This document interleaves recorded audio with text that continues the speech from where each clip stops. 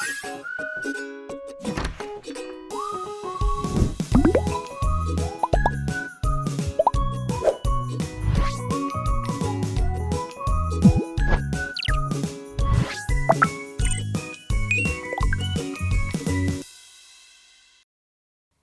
لیدونکو او خوږو زده کوونکو سلام، ستړي مشئ. د 10م ټولګي ریاضي صنف خپرونې ته ښه راغلاست. الله دې وکړي چې روغ او د صحت جامه به مو پر تن وي.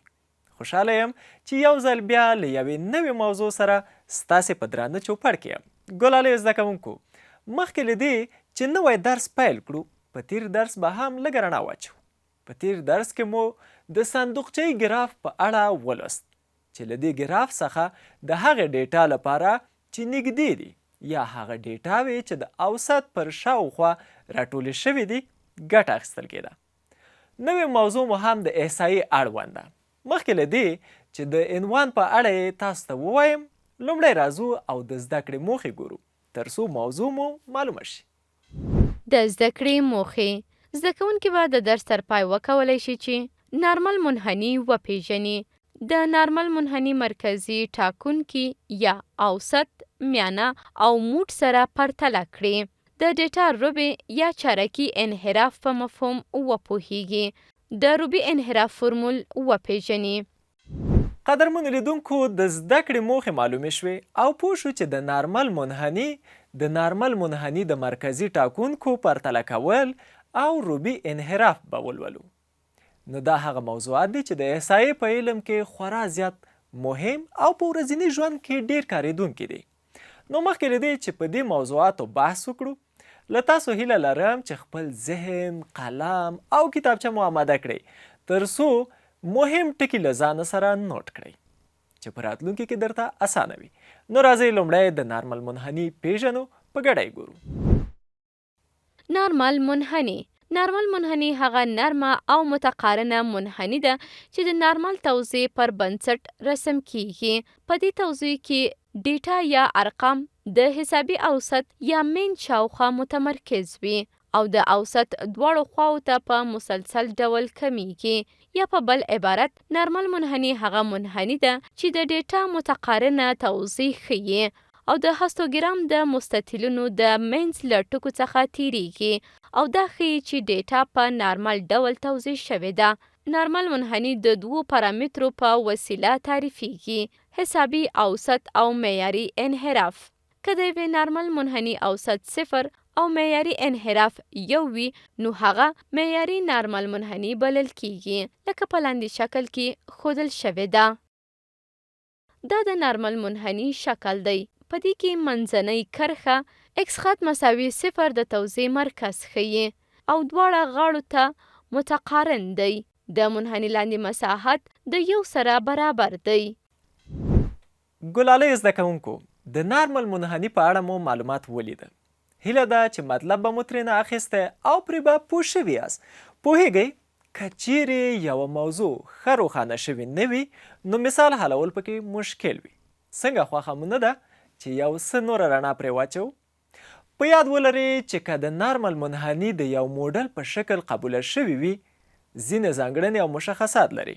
نو راځئ چې دا ځانګړنې په ګډه وګورو. لومړی، د نارمل منحني ګراف د ریاضي یوه تابع ده او د هغه حادثاتو لپاره یو موډل دی چې په اتفاقي ډول واقع کیږي. دویم، د نارمل منحنیګانو شمیر ډیر زیات دی چې هر یو یې د حسابي اوسط او معیاري انحراف په معینو قیمتونو سره ټاکل کیږي. دریم، نارمل منحني یو متناظر شکل لري چې اعظمي او لوړ ارقام یې په منځنۍ برخه کې قرار لري. څلورم، نارمل منحني یوه متمادي یا متصله منحني ده چې د ایکس په معینو قیمتونو وای معین قیمتونه اخلي. پنځم، د ایکس ټولو قیمتونو لپاره د وای قیمت همیشه مثبت وي، په داسې حال کې چې ایکس کیدای شي مثبت یا منفي قیمت واخلي، خو منفي دفعات وجود نه لري. شپږم، نارمل منحني د ایکس محور نه قطع کوي او د ایکس محور د دې منحني افقي مجانب دی. اووم د نارمل منحني لاندې سطحه یو واحد ده. درنو لیدونکو، د نارمل منحني او د نارمل منحني ځانګړنې مو ولیدې. هیله لرم چې به پرې پوه شوي یاست. ګرانو زده کوونکو، د نارمل منحني ترڅنګ یو ډول نورې منحنیګانې هم وجود لري چې هغه منحنیګانې ښي او کیڼې خواته لمنې لري. غواړم چې د دې منحنیګانو په اړه هم پوه شئ تر څو چې بیا د مسایلو په حل کې کومه ستونزه ونه لرئ. نو راځئ په ګډه یې ګورو او زده کوو یې. د منحني د متناظر والي څخه داسې پایله په لاس راځي چې د میانې او اوسط ځای په نارمل منحني کې یو دی. او څرنګه چې د نارمل منحني اعظمي ټکی لري، نو له همدې امله د موډ ځای هم له اوسط او میانې سره مساوي دی. یعنی اکس بار مساوي دی له موډ سره او دا مساوي دی له میډین سره. که چیرې نارمل منحني متناظره نه وي، په دې حالت کې که اوسط د میانې کیڼې خواته پروت وي، د هغو ډیټا شمیر چې د اوسط ښي خواته پرتې وي د هغو ډیټا له شمیر څخه چې د اوسط کیڼې خواته پرتې وي زیات دی. یعنی میډین لوی له اکس بار څخه دی او کوچنی له موډ څخه دی. که اوسط د میانې ښي خواته پروت وي، د هغه ډیټا شمیر چې د اوسط ښي خواته پرتې وي د هغه ډیټاو له شمیر څخه چې د اوسط کیڼې خواته پرتې وي لږ دی. یعنی میډین لوی له موډ څخه دی او کوچنی له اکس بار څخه دی. معززو لیدونکو او ګرانو زده کوونکو، د نارمل منحني په اړه مو پوره معلومات ولوستل. هیله لرم چې به پرې پوه شوي یاست. اوس به په همدې موضوع کې یو مثال حل کړو تر څو مو موضوع لا روښانه شي. نو راځئ مثال په ګډه ګورو. مثال: په لاندې ګراف کې اوسط او میانه پیدا کړئ. څرنګه چې په ګراف کې ډیټا ښودل شوې ده، نو لومړی یې میانه په لاس راوړو. یعنی میډین مساوي کیږي له 4 جمع 15 پر 2 سره، چې دا مساوي کیږي له 9 پر 2 سره. 9 چې پر 2 وویشو مساوي کیږي له 4.15 سره. اوس یې اوسط پیدا کوو. نو لیکو چې اکس بار مساوي کیږي ا ضرب 1 جمع ا ضرب 2 جمع ا ضرب 3 جمع ا ضرب 4 جمع ا ضرب 15 جمع ا ضرب 6 جمع ا ضرب 9 جمع ا ضرب 8 پر ا جمع ا جمع ا جمع ا جمع ا جمع ا جمع ا جمع ا سره، چې دا مساوي کیږي له 18 ا پر 8 ا سره. صورت پر مخرج ویشو چې دا مساوي کیږي له 4.15 سره. څرنګه چې میانه 4.15 او اوسط هم 4.15 دی، نو نورمال منحني متناظره ده او دواړه خواو ته ډیټا مساوي ده. ګلالۍ زده کوونکو د مثال په حل پوه شوئ؟ پوهیږم چې ښه پرې پوه شوي یاست. د دغه مثالونو حل له ځان سره نوٹ کړئ. دا به له تاسو سره په راتلونکي کې مرسته وکړي. زه یو بل مثال هم درته حلوم تر څو مو پوهه لا زیاته شي. نو راځئ مثال په ګډه ګورو. مثال: لاندې صندوقچه‌یي ګراف په نظر کې ونیسئ او پیدا کړئ چې په ګراف کې میانه څومره ده. په دې ډیټا کې لومړنی ربع د 8 عدد دی. دا عدد څه شی ښیي؟ درېیمه ربع څو او دا عدد د څه شي ښودونکی دی؟ دا چې میانه د صندوق کیڼې خواته ده د څه شي ښکارندویه دی؟ دا چې د کیڼې خوا د عددونو شمیر نظر ښي خواته زیات دی، دا زیاتوالی د څه ښکاره کوونکی دی؟ په ګراف کې میانه هغه کرښه ده چې د صندوق په منځ کې رسم شوې ده. یعنی میډین مې مساوي کیږي له 9 سره. په ډیټا کې د 8 عدد معنا دا ده چې د ډیټا 25% قیمتونه د 8 څخه کوچنی یا مساوي دي او لومړی ربع ښیي. د درېیمې ربع قیمت د 10 عدد دی چې تر دې عدد لاندې 15% ډیټا واقع ده. دا چې میانه د صندوق کیڼې خواته ده، دا ښیي چې د ډیټا لوی قیمتونه ښي طرف شاوخوا راټول شوي دي. دا چې د کیڼې خوا د عددونو شمیر نظر ښي خواته زیات دی، دا ښیي چې ډېټا کیڼ اړخ ته اوږده لمن لري، یعنې په ډېټا کې د ټیټو قیمتونو شمیر ډیر دی او د لوړو قیمتونو شمیر کم دی. درنو لیدونکو او ګرانو زده کوونکو، د نورمال منحني د مرکزي ټاکوونکو یعنې اوسط، ميانه او موډ په پرتله خو پوه شوئ. هیله لرم چې مهم ټکي به مو له ځان سره یاداښت کړي وي. له تاسې څخه یوه غوښتنه لرم چې خپل نوټ یو ځل له ځان سره تمرین کړئ. ښه نو چې داسې ده، اوس به کومه موضوع لولو؟ مخکې له دې چې بله موضوع ولولو د یوې لنډې دمې وخت را رسېدلی دی. بیرته راګرځو، له موږ سره پاتې شئ.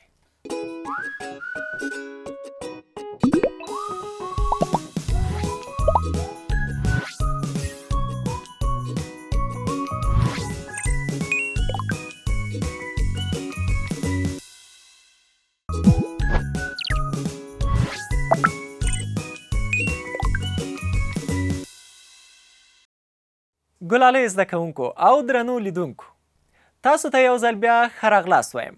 امید لرم چې خپل نوټ به مو حتما کتلی وي. ګرانو زده کوونکو، له دمې وړاندې مې یادونه کړې وه چې بله موضوع وایو. هغه موضوع مو ربعي انحراف ده.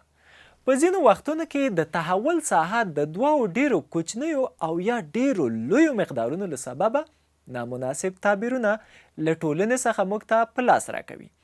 نو له همدې امله د نورو ټاکوونکو څخه چې د ربعي انحراف په نامه یادیږي ګټه اخیستل کیږي تر څو د ټولنې د تحول ساحه په ښه ډول وټاکي. نو په همدې اساس اوس به د ربعي انحراف موضوع ولولو. نو راځئ د ربعي انحراف تعریف او مفهوم په ګډه ګورو.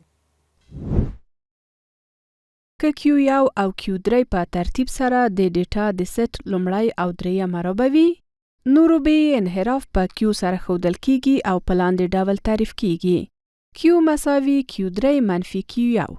ربعي انحراف یو له هغو ټاکوونکو څخه دی چې د ډیټا تیتوالی ښکاره کوي.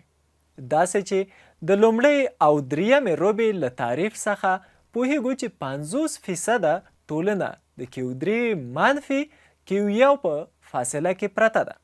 په هر اندازه چې دا فاصله لږه وي، ډیټا سره نږدې وي یا تیتوالی یې لږ دی. ځینې وختونه ربعي انحراف په کیو مساوي کیو درې منفي کیو یو پر 2 بڼه تعریف کیږي او دې ته ربعي نیمایي لمن وایي. درنو لیدونکو او ګلالۍ زده کوونکو، د ربعي انحراف تعریف او مفهوم مو ولید. هیله لرم چې زده کړی به مو وي. اوس راځو او یو مثال حلوو چې موضوع ښه روښانه شي. تاسې هم اړین ټکي له ځانه سره نوټ کړئ. مثال ته ښه ځیر شئ. مثال: د لاندې عددونو ربعي انحراف پیدا کړئ. لومړی عددونه په صعودي ډول ترتیبو او بیا ورته یوه شمیره ټاکو، یعنې 20، 22، 22، 23، 24، 25، 29، 10، 11، 15 او 16. اوس ورته شمیرې ټاکو: 1، 2، 3، 4، 5، 6، 7، 8، 9، 10 او 11. اوس د ربع د موقعیت فورمول څخه په ګټه اخیستنه د لومړۍ او درېیمې ربع موقعیت پیدا کوو.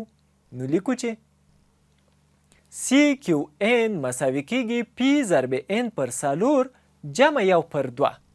په دې کې قیمتونه وضع کوو چې سی کیو درې مساوي کیږي له 3 ضرب 11 پر 4 جمع 1 پر 2. چې دا ساده کوو چې دا مساوي کیږي له 3 پر 4 جمع 1 پر 2 سره. ګډ مخرج ورته نیسو چې دا مساوي کیږي له 3 جمع 2 پر 4 سره، چې دا مساوي کیږي له 15 پر 4 سره. 15 چې پر 4 باندې وویشو نو 8.15 په لاس راځي. څرنګه چې موقعیت 8.15 دی، نو کیو درې مساوي 10.15 کیږي. همدارنګه لومړی ربع موقعیت پیدا کوو. لیکو چې سی کیو یو مساوي کیږي 1 ضرب 11 پر 4 جمع 1 پر 2 سره، چې دا مساوي کیږي 11 پر 4 جمع 1 پر 2 سره. اوس ګډ مخرج ورته نیسو چې دا مساوي 11 جمع 2 پر 4 په لاس راغی، 11 جمع 2 14 کیږي. نو په صورت کې 14 لیکو او په مخرج کې خپله 4 لیکو. نو دا مساوي 14 پر 4 کیږي. 14 چې په 4 وویشو نو 3.25 په لاس راځي. د ډیټا له ترتیب څخه معلومیږي چې 3.25 د 2.25 سره برابر دی او لومړی چارک یا ربع ښیي. اوس د لومړۍ او درېیمې ربع قیمتونه په فورمول کې وضع کوو. نو کیو مساوي کیږي له کیو 3 منفي کیو 1 پر 2 سره او دا مساوي کیږي 10.15 منفي 2.25 پر 2 سره. ساده کوو چې دا مساوي 8.15 پر 2 په لاس راغی. 8.15 چې پر 2 وویشو نو 4.25 په لاس راځي. زیارکښو زده کوونکو د مثال په حل پوه شوئ؟ ډېر ښه. هیله لرم چې د خپرونې وروسته دې ته ورته مثالونه په خپلو کتابچو کې حل کړئ. د دې لپاره چې په اسانۍ سره د چارکونو یا ربع انحراف پیدا کړو یو لړ مرحلې لولو تر څو مثال په اسانۍ سره حل کړو. نو راځئ چې مرحلې په ګډه وګورو. د چارکونو یا ربع انحراف پیدا کولو مرحلې. د ډیټا میانه پیدا کړئ ترڅو معلومه شي چې څو فیصده اطلاعات له میانې څخه پورته او څو فیصده له میانې څخه ښکته واقع دي. د ډیټا لاندنۍ نیمایي میانه پیدا کړئ چې څو فیصده ډیټا له دې میانې څخه لاندې واقع ده. د پورتنۍ نیمایي ډیټا میانه پیدا کړئ چې څو فیصده ډیټا له دې میانې پورته واقع ده. د عددونو یو خط رسم کړئ او هغه میانې چې په لومړۍ، دویمه او دریمه مرحله کې پیدا شوي دي او هم تر ټولو کوچنۍ او لویه ډیټا د عددونو پر دې خط په نښه کړئ. د لوی او کوچنۍ ډیټا د تفریق حاصل د تحول ساحه ده او د لوی او کوچنۍ ربع د تفریق حاصل د ربع د داخلي انحراف په نوم یادیږي. درنو لیدونکو د چارکونو انحراف د پیدا کولو مرحلې مو ولیدې. هیله لرم چې پوه شوي به یاست. اوس راځو یو مثال به حل کړو ځکه د مثال حل یوازې تمرین نه دی بلکې زموږ د پوهې زیاتولو یوه لاره هم ده. نو راځئ مثال وګورو او په ګډه یې حل کړو. مثال: د لاندې ډیټا د تحول ساحه د ربع انحراف او موډ پیدا کړئ او ووایئ چې د ډیټا ګڼوالی په کومه ساحه کې ډیر دی. لومړی ډیټا په سعودي ډول ترتیبوو. نو لیکو چې 15 11 12 14 15 15 16 17 او 10. څرنګه چې لویه ډیټا 10 او کوچنۍ ډیټا یې 15 ده نو د تحول ساحه یې عبارت ده له r مساوي 10 منفي 15 مساوي 25 په لاس راځي. د ربع انحراف لپاره یې لومړی کیو 1 او درېیمه ربع کیو 3 قیمتونه پیدا کوو. لیکو چې کیو 1 مساوي کیږي 11 جمع 12 پر 2. دا مساوي کیږي له 23 پر 2 سره. 23 چې په 2 باندې وویشو 11.15 په لاس راځي. او کیو 3 مساوي کیږي 16 جمع 18 پر 2 سره. 16 جمع 18 33 کیږي نو دا مساوي 33 پر 2 لیکو او دا مساوي کیږي له 16.15. نو په پایله کې د ربع انحراف مساوي دی له کیو مساوي کیو 3 منفي کیو 1 پر 2 سره او دا مساوي کیږي 16.15 منفي 11.15 پر 2 سره. له ساده کولو نه وروسته 15 پر 2 په لاس راځي. 15 چې پر 2 وویشو نو 2.15 په لاس راځي. څرنګه چې په ډیټا کې د 15 عدد زیات دی نو موډ یې مساوي 15 دی. ګلالیو زده کوونکو د مثال په حل پوه شوئ؟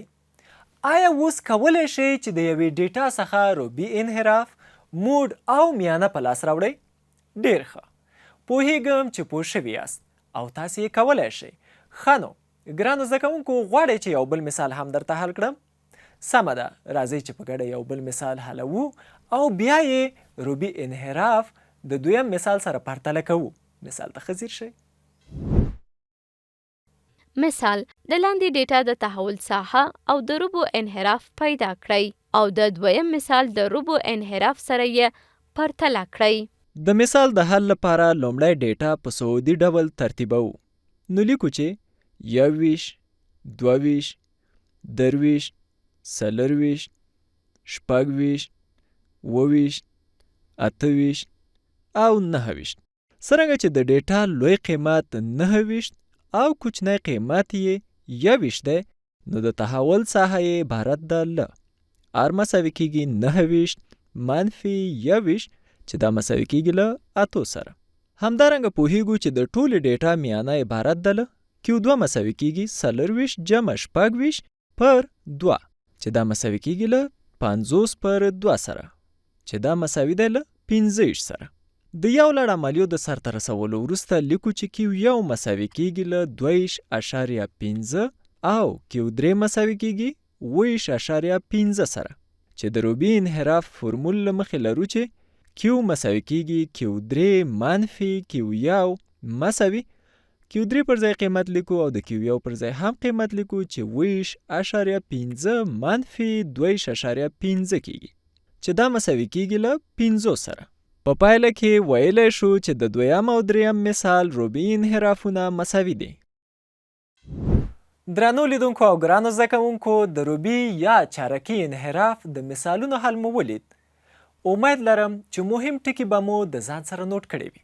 د خپرونې د پای شیبو ته رارسېدلي یو. مخکې له دې چې له تاسو څخه خدای پاماني واخلو، په دې اخرو شیبو کې د زده کړې مهم ټکي ګورو. د زده کړې پایلې. زده کوونکو زده کړل چې نارمل منحني هغه منحني ده چې د نارمل توضیح پر اساس رسم شوي وي، چیرې چې د ډیټا یا قیمتونو د اوسط شاوخوا متقارن وي او د هغې دواړو خواوو ته په تدریجي ډول کمیږي.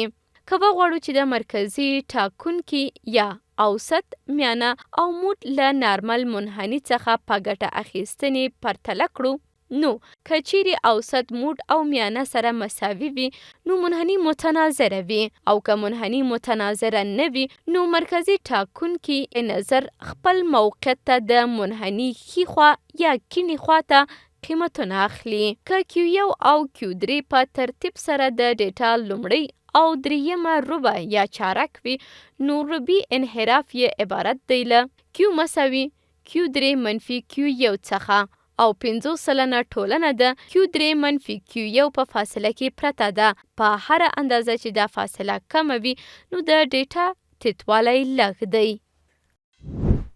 ګلالو زده کوونکو او معززو لیدونکو، زموږ خپرونه تر همدې ځایه وه. که په درس کې مشکل لرئ نو د صنف اپلیکیشن او په یوټیوب باندې دا خپرونه هر وخت کتلی شئ. تر بیا چې له یو نوي درس سره ستاسې په خدمت کې حاضرېږم، په لوی رب مو سپارم. الله مو مل شه.